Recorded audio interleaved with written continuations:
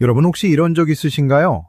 어제랑 똑같이 움직였을 뿐인데 갑자기 허리가 뚝 하고 무너질 것 같은 느낌. 평소처럼 걷다가 살짝 비틀렸는데 며칠씩 통증이 이어지는 경험. 만약 있다면 뼛속에서 이미 경고등이 켜진 겁니다. 놀랍게도 골다공증은 증상이 시작될 때는 이미 상당히 진행된 상태일 때가 많습니다. 겉으로는 멀쩡한데 안에서 서서히 뼈가 깎이고 녹아내리는 병이죠. 눈에 보이지 않으니 더 위험합니다. 그래서 저는 이 질병을 뼈를 갉아먹는 숨은 질환이라고 부릅니다. 특히 50세 이후에는 골다공증이 남의 얘기가 아닙니다. 넘어졌을 때 부러지느냐 안 부러지느냐, 이게 삶의 질을 통째로 바꿉니다. 독립적으로 생활하느냐, 누군가의 도움을 받아야 하느냐가 갈리는 순간이죠. 그래서 오늘 이야기는 꼭 끝까지 들어보셨으면 합니다. 몸이 보내는 신호를 가볍게 넘기지 마세요. 지금부터 여러분의 뼈 건강을 지키는 가장 현실적인 방법을 알려드리겠습니다. 그 전에요, 아직 구독과 좋아요 안 누르신 분들 지금 살짝 눌러주시면 됩니다. 여러분의 꾸준한 응원이 다음 영상을 만들게 하는 힘이 됩니다. 진료실에서 정말 많이 듣는 말이 있습니다. 선생님, 저는 아무 증상이 없었어요. 멀쩡했어요. 그런데 작은 스텝, 슬쩍 미끄러짐 하나에 손목이 부러지고 골반이 금이 가고 평생 처음 써보는 깁스를 하게 됩니다. 골다공증은 소리 없이 진행되고 한 번 뼈가 부러지면 단순한 사고가 아니라 미리 터진 시한폭탄일 가능성이 큽니다. 오늘은 그 폭탄의 뇌관을 늦추는 방법, 아니 아예 제거하는 방법을 차근차근 알려드릴 겁니다. 골다공증이 무서운 이유는 단순히 뼈가 약해지는 병이기 때문이 아닙니다. 이 병은 우리의 삶을 송두리째 바꿀 수 있기 때문입니다. 제가 진료실에서 가장 안타까워하는 순간은요, 골절 때문에 병원에 오신 분이 이게 이렇게 큰일이 될 줄 몰랐어요 라고 말할 때입니다. 넘어져서 손목이 부러졌다면 다행이지만 골반이나 척추가 부러지면 이야기가 달라집니다. 수술이 필요할 수도 있고 걷는데 제약이 생길 수도 있고 심지어 침대 생활로 이어져 전신 기능이 떨어지는 악순환이 시작되기도 합니다. 특히 시니어 세대는 작은 충격도 치명적입니다. 우리가 20대, 30대라면 넘어져도 멍 하나로 끝났겠지만 60대, 70대에는 같은 충격이 골절로 이어집니다. 문제는 그 전까지 몸이 아무런 신호를 주지 않는다는 거죠. 뼈가 약해졌다는 사실조차 모른 채 일상생활을 이어갑니다. 그러다 어느 날 갑자기 소파에 앉았다 일어나는 동작 하나가 골절을 불러올 수도 있습니다. 그래서 저는 뼈 건강을 선제 대응이라고 표현합니다. 문제가 생기기 전에 뼈가 버틸 수 있을 때, 아직 스스로 걸을 수 있을 때 우리가 해야 할 준비를 미리 하는 것입니다. 그 첫 번째는 내가 위험군인지 아는 것입니다. 대부분 골다공증은 나이와 함께 자연스럽게 찾아옵니다. 특히 50대 이후에는 골밀도가 급격히 떨어지기 시작합니다. 여성분들은 갱년기를 지나면서 에스트로겐이 감소하는 순간 뼈가 눈에 띄게 약해집니다. 남성도 예외는 아닙니다. 다만 속도가 조금 느릴 뿐 똑같이 골밀도가 감소합니다. 그리고 비만이라고 해서 안전한 것도 아닙니다. 오히려 체중이 많이 나가면 약해진 뼈가 견디는 하중이 커지기 때문에 골절 위험은 더 높아집니다. 반대로 너무 마른 체형도 문제입니다. 나는 비좁아서 괜찮아요가 아니라 골격이 받는 보호층이 없다는 뜻이거든요. 오늘 이걸 듣고 있는 분들이 본인이 어떤 상황에 있는지 스스로 체크해 보셨으면 합니다. 나이, 체중, 갱년기 여부, 가족력, 생활습관, 이 중 딱 하나만 해당돼도 이미 골다공증 위험군에 들어가는 것입니다. 자, 이제부터 본격적으로 뼈 건강을 지키는 방법을 하나씩 짚어보겠습니다. 저는 환자분들께 항상 이렇게 말씀드립니다. 뼈는 그냥 칼슘만 먹는다고 해결되지 않습니다. 정말 많은 분이 칼슘만 챙기면 끝이라고 생각하세요. 약국에서 칼슘 영양제 하나 사서 드시면서 나는 골다공증 걱정 끝났다고 안심하죠. 하지만 안타깝게도 그건 절반도 채우지 못한 방법입니다. 뼈를 만드는 데 필요한 영양은 총 4가지입니다. 칼슘, 콜라겐, 비타민 D, 그리고 비타민 K2. 이 넷이 팀처럼 함께 작동해야 뼈가 단단해집니다. 한 가지라도 빠지면 뼈는 제대로 만들어지지 않습니다. 칼슘만 들어가고 흡수를 돕는 비타민 D가 부족하면 그냥 소화관을 지나가 버리고, 골조 역할을 하는 콜라겐이 부족하면 칼슘이 붙을 곳이 없고, 칼슘을 뼈로 안내하는 비타민 K2가 없으면 혈관벽에 달라붙어 동맥경화 위험을 높이기까지 합니다.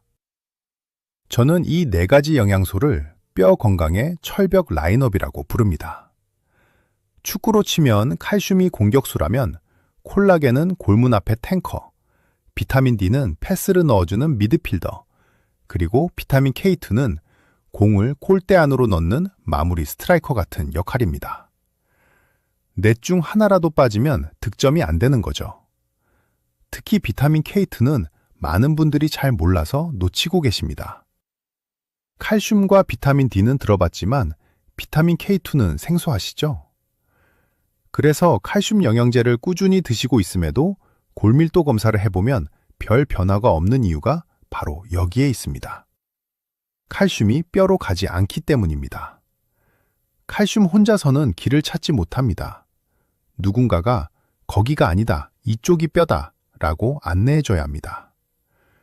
오늘 영상 전체를 통해 이 4가지 성분이 어떻게 서로 연결되는지, 그리고 우리가 어떤 음식을 어떻게 챙겨야 하는지 하나씩 알려드릴 겁니다. 먼저 칼슘 이야기부터 해보겠습니다.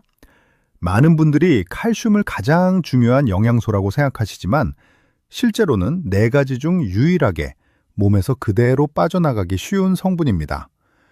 장에서는 제대로 흡수되지 않고 신장에서는 걸러져서 소변으로 배출되기 때문입니다. 그래서 칼슘은 먹는 것보다 흡수시키는 것, 그리고 뼈까지 운반하는 것이 더 중요합니다. 보통 우리가 흔히 알고 있는 칼슘 음식은 우유, 치즈, 멸치 같은 유제품과 생선류죠. 문제는 많은 분들이 이 음식들을 편하게 섭취하기 어렵다는 점입니다. 우유만 해도 체질적으로 소화를 잘 못하시는 분들이 많고, 멸치는 비린맛이 부담스럽다고 하고, 치즈는 나트륨을 걱정해 피하기도 합니다. 그래서 나는 칼슘 음식 못 먹으니까 포기다 라고 말씀하시는 분들이 계십니다. 하지만 절대 그렇지 않습니다. 칼슘은 생각보다 다양한 식품에서 조금씩 섭취할 수 있고 요리법을 바꾸면 훨씬 쉽게 챙길 수 있습니다. 채식하시는 분들도 골다공증에 대비할 수 있는 훌륭한 식재료를 소개해 드릴 텐데요. 그중 하나가 바로 흰모기 버섯입니다. 이 이야기는 잠시 뒤에 자세히 나누겠습니다. 그리고 여러분이 꼭 기억해야 할 사실이 있습니다. 아무리 칼슘을 많이 먹더라도 그 칼슘이 뼈에 도착하지 않으면 소용없다는 것. 즉, 칼슘은 단독 플레이어가 아니라는 것입니다. 칼슘은 흡수시키는 비타민 D, 붙잡아둘 콜라겐, 정확한 목적지로 안내하는 비타민 K2가 함께 있을 때 비로소 뼈에 정착합니다. 우리는 그동안 칼슘만 부족하다고 생각해왔지만 사실은 비타민 D와 K2가 부족한 경우가 훨씬 많습니다. 그래서 칼슘 보충제 위주로 챙기시는 분들이 골밀도 검사를 했을 때 기대만큼 좋아지지 않는 이유가 여기 있습니다. 뼈까지 못 갔던 거죠. 이제 콜라겐 이야기로 넘어가겠습니다. 여러분, 콜라겐이라고 하면 대부분 피부를 떠올리시죠? 주름, 탄력, 동안 얼굴. 그래서 콜라겐은 미용 영양제라고 생각하기 쉽습니다. 하지만 사실 뼈의 근본 구조는 콜라겐입니다. 뼛속을 현미경으로 들여다보면 먼저 거미줄처럼 촘촘하게 엮인 콜라겐 섬유가 있고 그 사이에 칼슘이 달라붙어 단단해진 형태입니다. 말하자면 콜라겐은 뼈의 골조, 뼈를 견고하게 받치는 철근 같은 존재입니다. 그 위에 칼슘이라는 콘크리트가 붙으면서 하나의 튼튼한 기둥이 되는 것이죠. 그런데 나이가 들면 이 콜라겐 섬유가 낡고 마모되고 탄력을 잃어갑니다. 건물로 치면 철근이 부식되는 것과 비슷합니다. 이 상태에서 칼슘이 아무리 붙어도 흔들리고 잘 부서질 수밖에 없습니다. 그래서 골다공증을 예방하려면 칼슘보다 먼저 콜라겐을 생각해야 합니다. 뼈 내부의 구조가 튼튼해야 칼슘이 제대로 엉겨 붙을 수 있으니까요. 특히 나이가 들수록 단단함보다 유연성과 인장력이 중요해집니다. 너무 딱딱한 뼈는 오히려 충격에 취약해 한번 충격이 오면 쉽게 부러질 수 있습니다. 따라서 콜라겐이 풍부한 뼈는 부러지지 않고 충격을 분산시키는 힘이 생깁니다. 문제는 콜라겐 또한 음식과 생활 습관에 따라 몸 안에서 점점 줄어든다는 겁니다. 갑자기 없어지는 것이 아니라 서서히 고갈되기 때문에 본인은 변화를 잘 느끼지 못합니다. 그래서 나는 뼈 괜찮은데 하고 생각하다가 어느 순간 골절로 나타나는 것이죠. 이쯤 되면 뼈가 단순히 칼슘 덩어리가 아니라 콜라겐 위에 칼슘이 쌓인 구조물이라는 사실이 더 중요해집니다. 뼈 건강의 기초 체력은 콜라겐이 맡고 있다는 것. 그래야 칼슘, 비타민 D, 비타민 K2가 제 역할을 수행할 수 있는 발판이 마련됩니다. 다음은 비타민 D입니다. 비타민 D는 제가 환자분들께 가장 많이 강조하는 영양소입니다.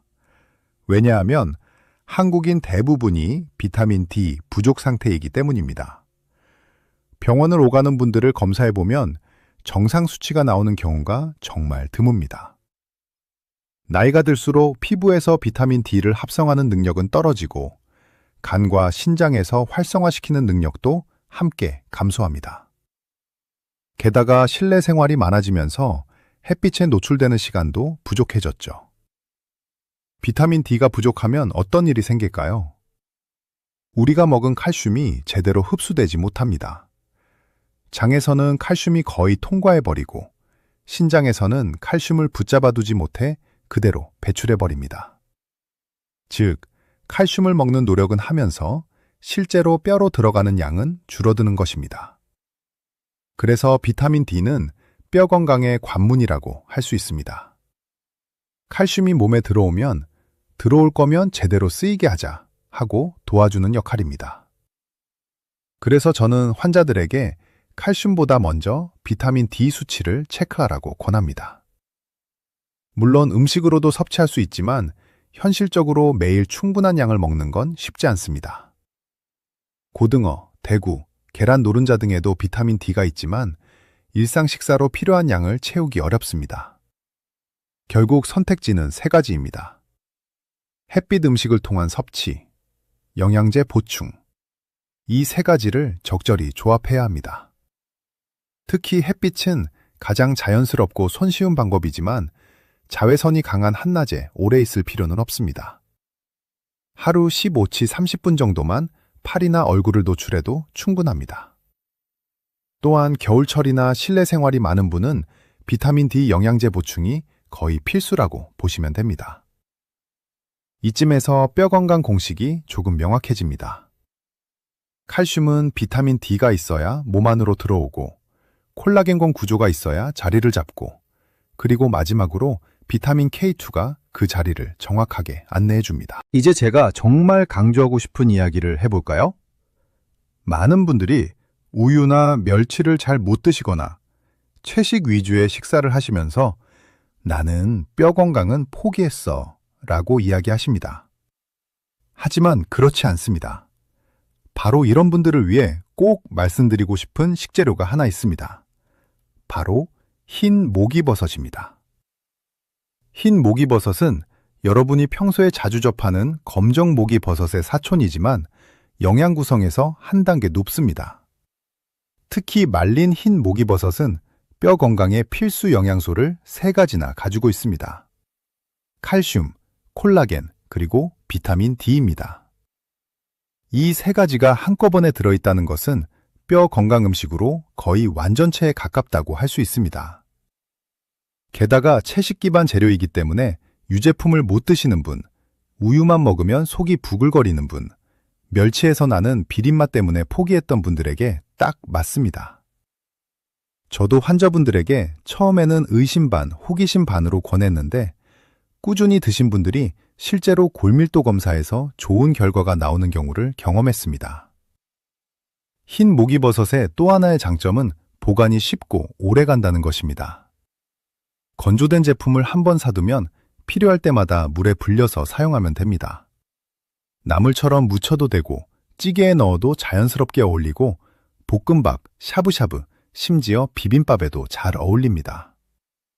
특별한 조리법이 필요하지 않다는 점이 실용적이죠. 무엇보다 중요한 건 흰 목이버섯에 들어있는 콜라겐이 뼈의 유연성을 유지해준다는 사실입니다. 뼈가 단단하기만 하면 오히려 쉽게 부러집니다. 유연한 뼈는 충격을 흡수합니다. 흰 목이버섯 속 콜라겐은 이 유연성과 강도를 동시에 지켜줍니다.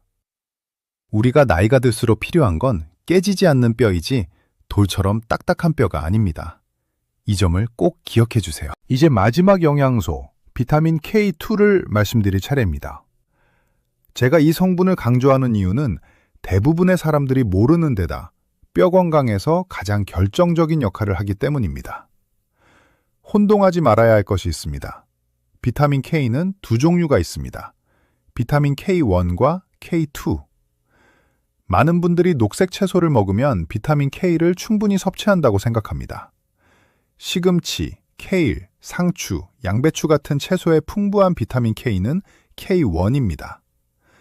하지만 K1은 혈액 응고를 도와 멍이 잘 드는 것을 막아주는 성분입니다. 뼈 건강과는 거의 관련이 없습니다. 골다공증 예방에 필요한 것은 비타민 K2입니다. K2는 훨씬 중요한 역할을 합니다. 바로 칼슘의 목적지를 정해주는 안내자입니다. 칼슘은 몸 안에 들어오면 어디로 가야 할지 잘 모릅니다. 비타민 D가 흡수를 돕고 콜라겐이 자리를 마련하지만 K2가 없으면 칼슘이 뼈로 이동하지 못합니다. 그러면 칼슘은 어디로 갈까요? 필요 없는 혈관 벽에 붙어버립니다. 이것이 동맥경화와 심혈관 질환을 높일 수 있다는 사실, 생각보다 많은 분들이 모르고 계십니다. 칼슘 보충제를 열심히 먹었는데 심장에 부담을 줄 수도 있다는 거죠. 그래서 저는 항상 비타민 K2를 함께 섭취하는 것을 권합니다. 그렇다면 K2는 어디에 있을까요? 대부분 발효식품과 동물성 식품에 들어 있습니다.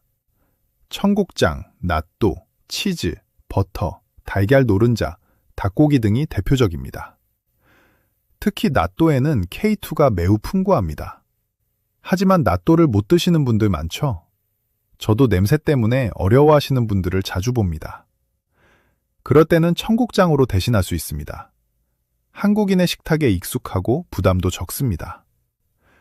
예전에는 K2를 음식으로만 섭취하려면 섭취량이 부족한 경우가 많았습니다.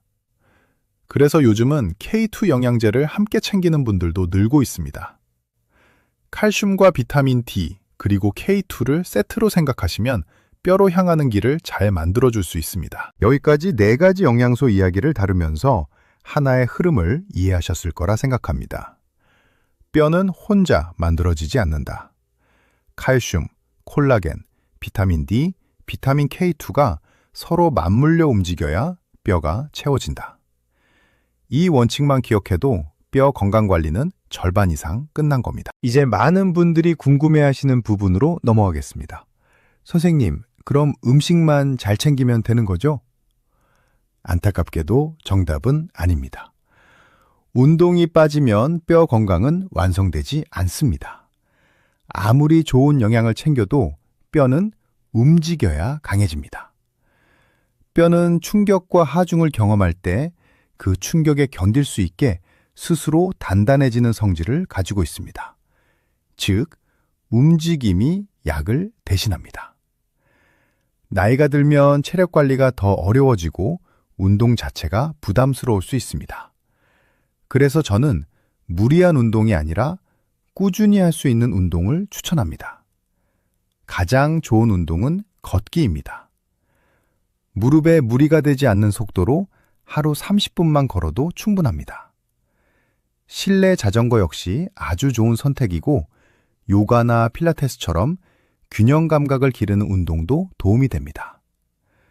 운동이 중요한 이유는 단순히 뼈를 튼튼하게 하는데 그치지 않습니다. 균형 감각과 평형 감각을 키우기 때문입니다.